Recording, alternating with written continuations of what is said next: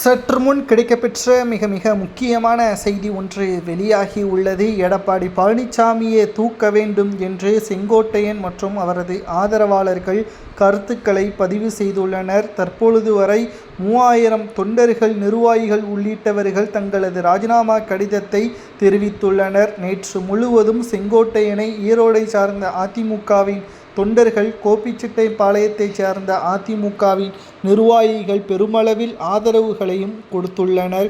இது மட்டுமல்ல, மாஜி அமைச்சர்கள் சிலரும் செங்கோட்டையனுக்கு ஆதரவாக இருப்பதால் அனைவரையும் செங்கோட்டையனுக்கு சார்ந்தவர்கள், ஆதரவாளர்கள் போன்றவர்களை எடப்பாடி தொடர்ச்சியாக நீக்கி வந்தால் எடப்பாடி பழனிசாமி மட்டும்தான் அதிமுகவில் இருப்பார் என்பதற்கேற்ப சில கேள்விகளையும் சமூக வலைதளங்களில் நம்மால் பார்க்க முடிகிறது. மேலும் செங்கோட்டையன் அவர்கள் தற்பொழுது தங்களது கருத்தில் இருந்து பின்வாங்கவில்லை. 10 நாள் கெடு, இல்லை என்றால் எடப்பாடியவே நாங்கள் மாற்ற வேண்டிய நிலைமையே உருவாக்க வேண்டும் என்பதையும் தற்பொழுது ஆதரவாளர்களிடம் தெரிவித்திருக்கிறார். இது அரசியல் வட்டாரத்தில் மிகப்பெரிய அளவில் பரபரப்பை ஏற்படுத்தியுள்ளது.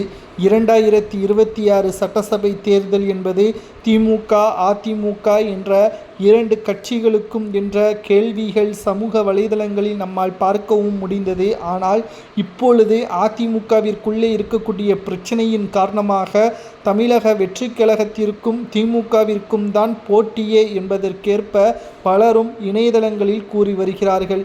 ஆனால் நிச்சயம் இந்த முறையும் திமுக தான் வெற்றியடையும் என்பதற்கேற்ப நம்மால் பார்க்க முடிகிறது. ஏனென்றால் அதிமுகவின் உட்கட்சி மோதல், தொண்டர்களது பிரிவினை, தொண்டர்களுக்கும் தலைமைக்கும் ஏற்பட்டுள்ள மோதலின் காரணமாக அதிமுக இந்த முறை தோல்வியை மட்டும்தான் பெறும் என்பதையும் நம்மால் பார்க்க முடிகிறது.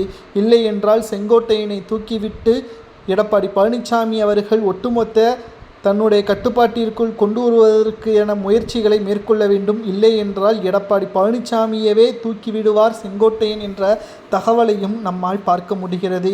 எடப்பாடியை கட்சியிலிருந்து தூக்கலாமா என்பதை கமெண்ட் வாயிலாக கூறுங்கள்.